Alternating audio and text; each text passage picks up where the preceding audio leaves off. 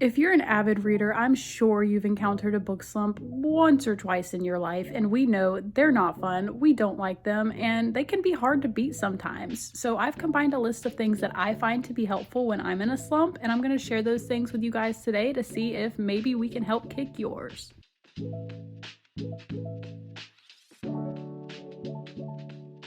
Hi guys, and welcome back to another video. So as you could tell by the intro, today we are going to be giving all the tips that I personally know for book slumps, because nobody wants to be in a book slump. They're absolutely horrible. I'm actually currently in one.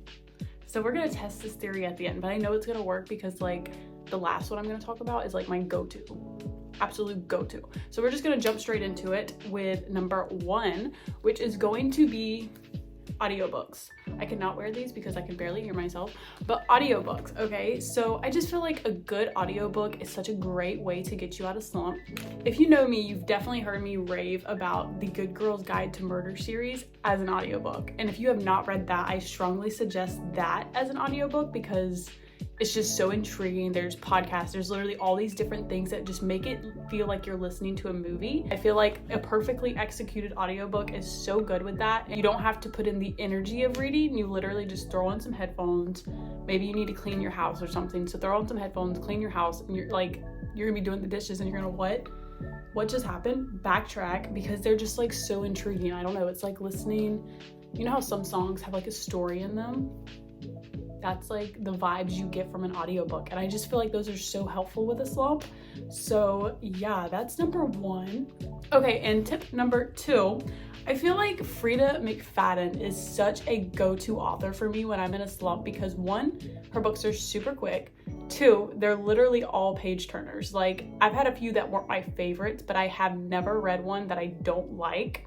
So I recommend Frida books highly to anybody that's in a book slump just because you can't stop. Even if you are in the biggest book slump of your life, I feel like picking up a Frida, you're just gonna be oh my God, I can't stop reading. You just have to find out what is going on. And if I have to recommend specific Frida books, I would definitely say The Housemaid Duology, which there's a new one coming out this year, which I'm so freaking stoked for because I absolutely love her books. All of them are so good, as well as The Perfect Son, The Locked Door, and Never Lie. So I'm I'm debating picking one of her other books up just because, like I said, I'm in a book slump currently.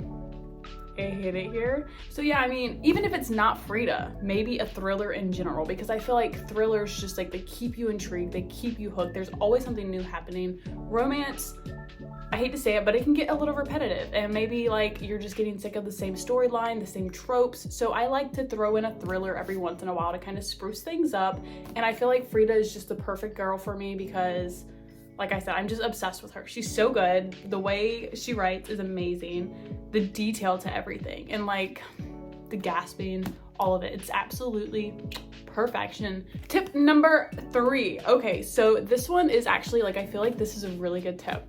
Okay, so I feel like if you're in a book slump and you're not really rocking with what you're currently reading, picking up a book in a series that you are loving, I feel like you're gonna win, because if you jump back into that world that you already know you're obsessed with, smooth sailing, baby. Smooth freaking sailing, because you know these characters, you know what you're getting into, you know the writing style of the author, you know literally the vibes, you love them already. So I feel like if you're in a book slump and you're struggling to get with the other vibes of another book, just go back to your OG. You know what I'm saying? Any series, even if it's a reread. That's another tip. Tip number four, okay? Reread a book you absolutely adore, okay? So I know there's a lot of people like me where you have so many books on your TBR and so many books that you want to get to ASAP that you don't feel like you can reread. I'm here to tell you and myself that is not the case. If you are in a book slump and you desperately want to get out of it and nothing else is working for you, reread a favorite because you already know you love it. I feel like that would go perfectly for us. So that is another tip that was unplanned. So on to tip number five. If you have tabbed a book and you literally haven't done any of the underlining, any of the highlighting or anything like that, go through that book and annotate it. You're gonna be reading these lines you absolutely adore. You're gonna be feeling the feels that you did feel when you read this amazing book. So I feel like going through and annotating a favorite already is gonna be like, oh my God, I have to pick up a book. Because it makes you miss the reading, if you know what I'm saying. Even if it's a book by the same author, if it's a book in the same genre, if it's a book completely out of left field that has nothing to do with the book you're annotating. I personally feel annotating a favorite is just gonna spark that need to pick up a book again. And yeah, I need to go through and annotate this one because I love this book with everything in me. So I might try this as well. There's a few tactics that I may try out of this video today just because I'm struggling. So yeah, we're gonna test that theory soon. But moving on to the next, which is, what are we, number 6? Number 6. Setting the freaking mood. People may think this is the stupidest tip, and when you hear it, you're just like, what do you mean setting the mood? What I mean is, so this goes hand in hand with my other tip, so 6/7, seclude yourself. Okay, that might sound absolutely ridiculous, but when I'm on the couch chilling with my boyfriend, or I'm just hanging around people, I keep getting distracted, pulled into whatever he's watching or whatever he's doing, and I'm just like, I stare at the book for 30 minutes and I haven't even touched it. Literally did that yesterday. So it is a struggle. So I feel like my best way to get out of a slump personally is secluding myself. I come to my book room, I turn on a music playlist for a book. Book playlists are so good. So good. That is also part of this tip, which is just going this way. I don't know. So go to your book room or go to a room just by yourself, okay? Seclude yourself from all the distractions so that you have none. Turn on one of your favorite or a new book playlist that you haven't listened to, maybe the one that goes along with your current read. I personally have a favorite book playlist and it's the Akamov one. It's so good. So that is always my go-to. I throw that on, turn it down a little bit, light you a candle. Get the vibes going, get you a cozy blanket, and just bundle up all by yourself, and you're gonna have nothing but full focus on this book if you do the last thing, which can be the hardest, okay? As bookstagrammers and booktubers, we like to scroll, we like to watch, we like to interact, we like scrolling on our phones, and it can be hard because you just get so lost in it, and the next thing you know, it's 2 hours later and you haven't touched anything. So what I like to do also is I will get in my chair, bundle up with my blanket, set my mood, like I said, and put my phone on my desk. Put it out of reach. Don't even think about it. If you want to, sometimes I put on Do Not Disturb. If anybody needs me that desperately, they can call my boyfriend. He can come in here and get me because this is my reading time and we are closing off the world completely, honestly. Like, that's one of my strongest tips because I feel like that's what helps me most. So yeah, try that if you haven't. That's what I'm doing today. Secluding myself. Music playlist. Setting the mood, maybe favorite annotations, but also I kind of want to just try this secluding myself to see if I can get back into my current book because it's not the book at all. It's just the week that I had put me in a slump, okay? Last but not least, and this might be a silly little tip, but I don't know. I feel like I personally read faster when it comes to my Kindle. So I feel like picking up your Kindle and finding a book that you can read on there is also super helpful because sometimes when we don't have a lot of energy, it's not there to physically hold a paperback or a hardback and sit there and read and read and read. And to me, this might be an unpopular opinion. I actually want to know how you guys feel about this. But when I read a book on the Kindle, I feel like I go way faster. It's just like, I don't know, we're so used to staring at our screens all day, reading text messages at lightning speed. So I feel like the Kindle is really like my go-to also when I'm like trying to get myself into something or trying to read it a little bit faster. Always my Kindle. I absolutely love it. Such a perfect little neat thing to have because you can be laying in bed at 9 o'clock, can't fall asleep. You don't want to turn on the light because you're going to wake your significant other.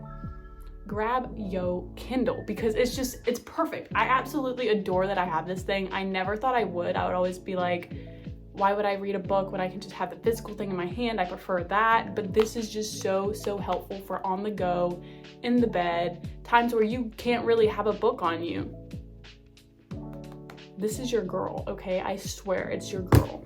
Okay, so I am going to go get my current read. Yeah, and we're gonna see if any of these tips work. I know the Seclusion does. I know it does. I know it does. Using our tips, we have our music playlist that we're going to listen to. We have our book, we have our blanket, we are secluded. Okay, so we're gonna start on chapter 5 and see how far we can get. I have high hopes for this. High hopes.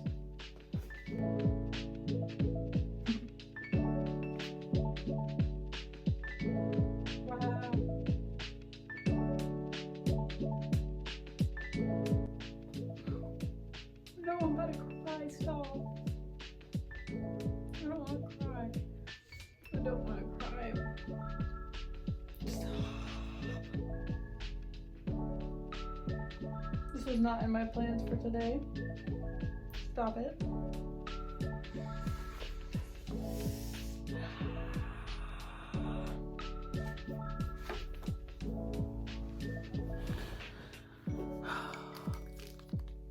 To say we are out of our book slump is an understatement. Because I know I don't want to. I don't want to mess up my makeup. Not yet. Not yet. Look, you can see it. Theory proven to work. It worked. I am out of my book slump. I'm actually gonna read more of it, but right now I just need to pause because, like, hold on. Okay, yes, it says it on the back of a book. So her dad just died. Do you guys ever, like, when I read something like a boyfriend dying in a book, a dad dying in a book, a mom dying in a book, anything like that, I think, like, I imagine, like, my dad, and I can't. I can't handle that, so I need a break. I have to break. I'm gonna go eat some lunch. We'll hit that later, but to say that the theory is proven, boom, told you guys, seclude yourself. Music, just have your phone. Literally, I couldn't touch my phone because I'm recording, so it wasn't even an option to pick up my phone.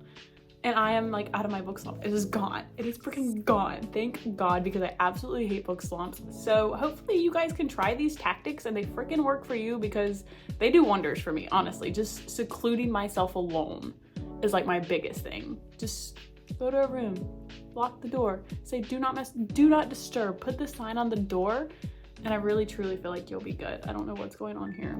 Okay, so yeah, go try those if you're in a book slump, or when you do get in a book slump, try that. Try any of them, and hopefully they work for you. And I really appreciate you guys sticking around and watching me sob my eyes out.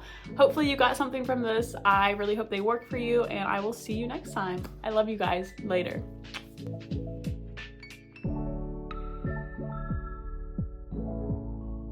If you know me, you've heard me talk about a good guy's girl.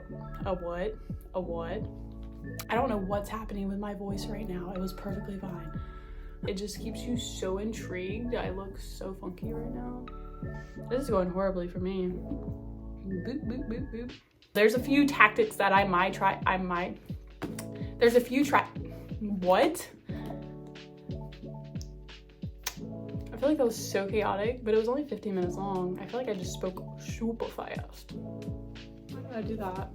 Why would I do that? That's crazy. That's absolutely insane. Do you guys do that? I literally have a country accent, but I do all other accents. What?